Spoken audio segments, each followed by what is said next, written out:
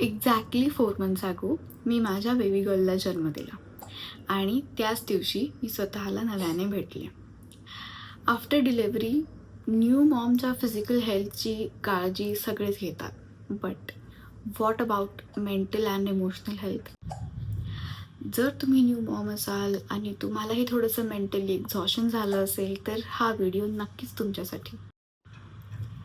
Hello all, नमस्कार सगळ्यांना. मी प्रतीक्षा आणि आज मी तुमच्यासोबत शेअर करणार आहे अशा काही गोष्टी ज्याच्यामुळे पहिले 3 मंथ्स ऑफ पोस्टपार्टम मी भरभरून एन्जॉय केलं आणि पोस्टपार्टम ब्लूजला दूर ठेवलं आहे. चला तर मग सुरू करूया. Number 1, self talk. Become your on support system. आपल्या डोक्यात काय चालू आहे हे स्वतःलाच माहिती असतं.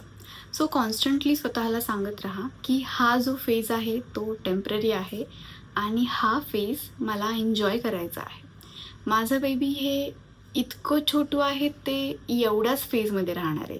त्याच्यानंतर ते इतक्या फास्ट ग्रो होणार आहे की तुम्ही हा फेज इतका मिस कराल की तुम्हाला रिग्रेट होईल की मी पहिले 3 महिने मी सॅड होऊन बसले, मी माझ्या पेनला बघत बसले आणि मी माझ्या बेबीचा न्यू बॉर्न फेज एन्जॉय नाही केला.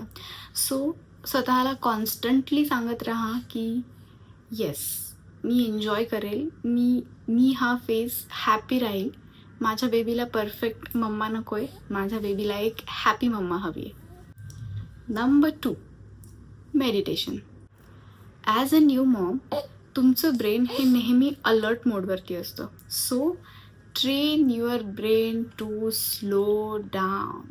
येस, मेडिटेशन याचा अर्थ असा नाही की मॅट टाकून तुम्ही शांत वातावरण करून तुम्ही मस्त डोळे बंद करून मेडिटेट करा. नो. जेव्हा कधी तुमचं बेबी झोपेल किंवा तुम्हाला थोडासा शांत टाईम भेटेल तेव्हा तुम्ही जस्ट डोळे बंद करून तुमच्या ब्रीदिंगकडे लक्ष देऊ शकता, जेणेकरून तुमच्या ब्रेनला सिग्नल मिळतील की बाबा स्लो डाऊन. इतक्या फास्ट, इतक्या अलर्ट मोडवर राहण्याची काही गरज नाही आहे. मेडिटेशन केल्याने एक फायदा असा होतो की तुमचं ब्रेन स्लो डाऊन होतं आणि तुमच्या डोक्यामध्ये जो चिडचिडेपणा, फ्रस्ट्रेशन निर्माण होणार आहे ते थोडंसं कमी व्हायला तरी ॲटलिस्ट हेल्प होईल. Number 3, gratitude. येस, कृतज्ञता व्यक्त करा. मला कोणीतरी हा सल्ला दिला होता की whenever you express your gratitude to the universe, तुझा फोकस शिफ्ट होईल from what is hard to what is beautiful in your life. Yes, आणि मी ते करत आली आहे आणि खरंच माझा फोकस शिफ्ट झाला आहे. ग्रॅटिट्यूड एक्सप्रेस करायला 2 मिनिट इनफ आहे. त्याच्यासाठी स्पेशल टाईम काढून बसण्याची गरज नाही. सो तुमच्याकडे जे काही आहे सध्याला, फॉर एक्झाम्पल तुम्ही तुमच्या पोस्टपार्टम जर्नीमध्ये सर्वात हॅपी तुमच्या बेबीकडे बघून असता. सो तुम्ही युनिवर्सला थँक्स म्हणू शकता for healthy baby, happy family. तुमच्या या सेफ जर्नीसाठी, तुम्हाला हे छान दिवस दाखवण्यासाठी, तुमच्या आयुष्यात ज्या काही सुंदर गोष्टी आहेत त्याच्यासाठी तुम्ही ग्रॅटिट्यूड एक्सप्रेस करू शकता. Trust me, it works wonderful. Number 4, positivity. You have to protect your positivity. Yeah. आपल्या लाईफमध्ये असे काही फ्रेंड्स, फॅमिली किंवा आसपासची लोक असतात जी आपल्याला सतत निगेटिव्ह एनर्जी पास ऑन करत असतात. कळत नकळत का होईना आपण ती कन्झ्युम करतो. तो फेज इतका क्रुशियल असतो, कोणाची छोटी कॉमेंटसुद्धा आपलं डोकं फिरवून जाते. So you have to protect your positive energy. तर ते कसं करायचं? Very simple. निगेटिव्ह लोकांपासून दूर राहायचं, जे की इम्पॉसिबल आहे. ज्या काही गोष्टी आपल्याला निगेटिव्ह एनर्जी देत आहेत, निगेटिव्ह वाईब्स देत आहेत, try your hard to stay away from those. How to do that? Negative लोकांपासून लांब राहायचं, निगेटिव्ह लोकांना अवॉइड करायचं, निगेटिव्ह कॉन्व्हर्सेशनचा हिस्सा बनायचा नाही. खूप लोक येऊन तुम्हाला सांगतील की हिचं असं झालं, तिचं तसं झालं, माझं असं झालं, याचं असं झालं, त्याचं तसं झालं, तुझं असं होईल, तुझं तसं होईल. से नो टू देम. या सगळ्या गोष्टी या कानाने ऐकल्या तर या कानाने सोडून द्यायच्या. कारण आपल्याला आपली पॉझिटिव्हिटी इम्पॉर्टंट आहे. आपला आपला तो छान असा एकदम नाजूक असा फेस इम्पॉर्टंट आहे. So please try to avoid those negative comments, negative energy, negative people. आपल्याकडे पूर्ण लाईफ पडली आहे त्या लोकांना उत्तर देण्यासाठी किंवा तसे कॉन्व्हर्सेशन करण्यासाठी. सो त्या फेजमध्ये फक्त आणि फक्त पॉझिटिव्ह राहण्याकडे फोकस करा. तुम्ही जितकं पॉझिटिव्ह राहाल तितकी तुमची हीलिंग प्रोसेस वाढत जाईल. तुम्ही लवकरात लवकर हील व्हाल. तुम्ही जितके हॅपी राहाल, तुम्ही जितके पॉझिटिव्ह राहाल तितकं तुमचं बेबीसुद्धा हॅपी आणि पॉझिटिव्ह राहील आणि तुम्हाला नक्कीच त्याच्यातला फरकही जाणवेल. Number 5, affirmations. अफर्मेशन्स याच्यावरती खूप मोठा व्हिडिओ बनेल. सो इन शॉर्ट सांगायचं झालं तर from second month of pregnancy मी अफर्मेशन्स लिहायला स्टार्ट केलेलं. But after delivery it was quite impossible to sit and write it down on a diary. So तुम्ही अफर्मेशन्स रिपीट करू शकता सकाळी उठल्यावर किंवा रात्री झोपताना. अफर्मेशन्स स्ट्रॉंग वर्क केव्हा करतात तर पहाटे 1 ते 5च्या दरम्यान. मग जेव्हा तुम्ही रात्री ऑफकोर्स तुम्हाला रात्री उठावं लागतं फीडिंगसाठी एक्सेट्रा. सो तेव्हा तुम्ही अफर्मेशन्स रिपीट करू शकता. तुम्हाला लाईफमध्ये काय हवं आहे म्हणजेच या गोष्टी म्हणजेच अफर्मेशन्स.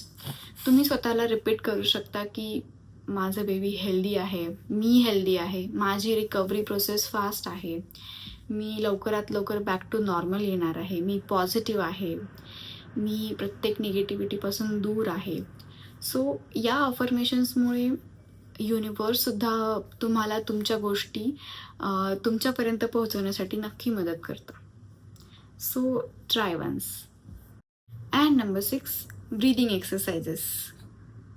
वेदर तुमची नॅचरल डिलेव्हरी आहे और सी सेक्शन आहे, breathing exercise after delivery from day 1 तुम्ही करू शकता.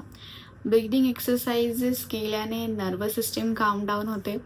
फिअर एन्झायटीपासून आपण खूप लांब राहतो आणि पोट थोडंसं आत जायलाही हेल्प होते. ब्रीदिंग एक्सरसाइजमध्ये काय असतं, फर्स्ट ऑफ ऑल तुम्ही डीप बेली एक्सरसाइज करू शकता.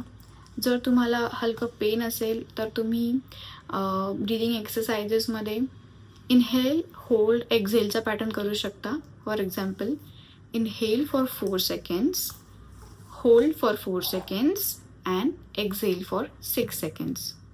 हे एकदा ट्राय करून बघा.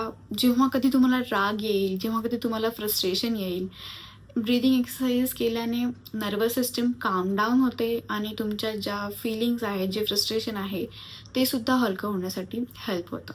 And number 7, the main source of dopamine, our baby. या जेव्हा कधीही तुम्ही तुमच्या बेबीकडे बघता तेव्हा तुम्हाला कधी सॅड नाही फील होत किंवा तुम्हाला फ्रस्ट्रेट नाही होत किंवा तुम्हाला नेहमी हॅपी फील होतं. तर कधीही तुम्हाला फ्रस्ट्रेशन आलं आहे किंवा तुम्हाला असं वाटतं की बाबा मी खूप सॅड आहे, मला हा फेज एन्जॉयच करता येत नाही आहे, मला खूप पेन होतं आहे, मी का हे सगळं करते आहे, या सगळ्या निगेटिव्ह फिलिंग तुम्हाला जेव्हा कधीही येतील तेव्हा एकच गोष्ट लक्षात ठेवायची, बेबीकडे पाहायचं. त्याचे छोटे छोटे हात, छोटे छोटे कान, छोटंसं नाक, आईज, नोज हे सगळं तुम्ही स्वतः क्रिएट केलं आहे. जेव्हा तुम्ही अशा गोष्टींचा विचार करता तेव्हा तुम्ही स्वतःबद्दल ग्रेट फील करता आणि जेव्हा आपण स्वतःबद्दल ग्रेट फील करतो तेव्हा हे जे सगळे फ्रस्ट्रेशन, निगेटिव्ह थॉट्स वगैरे आहेत ते निघूनच जातात 100%. सो डोपामाइन सोर्स लक्षात ठेवायचा. बेबी 3rd मंथ नंतर स्माईल करायलाच लागेल, पण त्याच्या आधी त्याचे इवले डोळे, त्याचे छोटे छोटेसे बोटं, त्याचे चीक्स, हे सगळं तुम्ही इमॅजिन करा की या सगळ्या गोष्टी तुम्ही स्वतः क्रिएट केल्या आहेत. सो तुम्ही ग्रेट आहात. So that's it. अशा अजून खूप गोष्टी आहेत ज्याच्यामुळे मी माझा पोस्टपार्टम फेज खूप एन्जॉय केला. बट या मेन गोष्टी आहेत आणि ज्याच्यासाठी स्पेशल टाईम काढावा लागत नाही. आय नो प्रत्येकाचा टाईम वेगळा असतो, स्केड्यूल वेगळं असतं, प्रत्येकाची सिच्युएशन वेगळी असते. कोणी खूप हॅपी असतं, कोणी सॅड असतं, कोणाचं नाही माहिती अनवॉन्टेड सिच्युएशन्स असतात, कोणाला खूप सपोर्ट असतो, कोणाला खूप कमी सपोर्ट असतो. सो आय होप या गोष्टी तुम्हाला नक्कीच मदत करतील एकदा ट्राय करून बघा आणि प्लीज आवडल्यास नक्की मला कमेंट करून सांगा. व्हिडिओ आवडला तर तुमच्या पोस्टपार्टम मॉम्स फ्रेंड्ससोबत किंवा ज्या कोणी प्रेग्नंट मॉम्स फ्रेंड्स आहेत त्यांच्यासोबत तुम्ही नक्की शेअर करा आणि सबस्क्राईब करायला विसरू नका. तर भेटूया नेक्स्ट व्हिडिओसोबत. Until then see you. Bye bye.